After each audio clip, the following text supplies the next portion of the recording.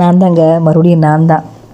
நம்ம என்ன தான் இருந்தாலும் பெங்களூர் வந்து 20 டிகிரி ஃபாகு மிஸ்ட் எல்லாம் சொல்லி நானும் என் சின்ன பையன் வந்துட்டு இதெல்லாம் அப்படி தான் இருக்கும், என்ஜாய் பண்ணோம் இந்த வெதர்லாம் சொல்லி காலங்கத்தில் கிரிக்கெட் கிளாஸ் அமுச்சு விட்டேன்.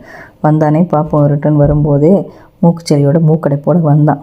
நம்ம என்ன சொல்லுவோம் அதுக்கு, இதுக்கெல்லாம் கவலைப்படாத ராஜா, என்கிட்ட பாட்டி வைத்தியம் இருக்குது அப்படின்னு சொல்லிட்டு நல்ல கம சுட சுட லைட் பெப்பர் ரசம் பண்ணேன் இன்னைக்கு.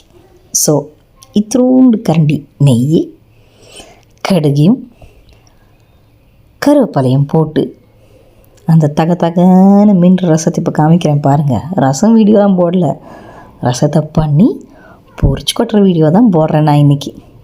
என்னடா இவ்வளோ ஸ்லோவாக பொரிச்சு கொட்டுதேன்னு நினைக்காதீங்க, நம்ம பேச வேணாமா இதுக்கு நடுவா. ஐயோ கருவேப்பிலையெல்லாம் ஜம்ப் அடிக்குதுங்கோ. அதை எடுத்து அந்த பக்கம் ரசத்தில் பொரித்து கொட்டி அந்த குழந்தைக்கு மூக்குச்சளியும் கோல்டும் சரியாக போகணும்னு சொல்லி இந்த பக்கம் ரசத்துக்கு கரெக்டான மேட்சான பொட்டேட்டோ ஃப்ரை பண்ணியிருக்கேங்கோ. ஆனால் என்னோடய புருஷன் பெரிய ஒரு டாக்டர் பால் ஃபேனு. பக்கத்தில் வந்து நின்றுட்டார், எண்ணெயை விடாத, நெய்யை விடாத, தண்ணியை விடாதன்னு.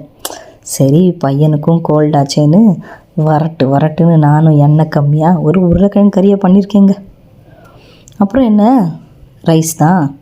சைடில் ரைஸ் குக்கரில் ரைஸு தபன்னு வெந்துக்கிட்டு இருக்கு. நீங்களும் இந்த சீசனுக்கு உங்கள் குழந்தைங்களுக்கு நல்ல மணக்க சுட சுட ரசம் சாதத்தை போடுங்க.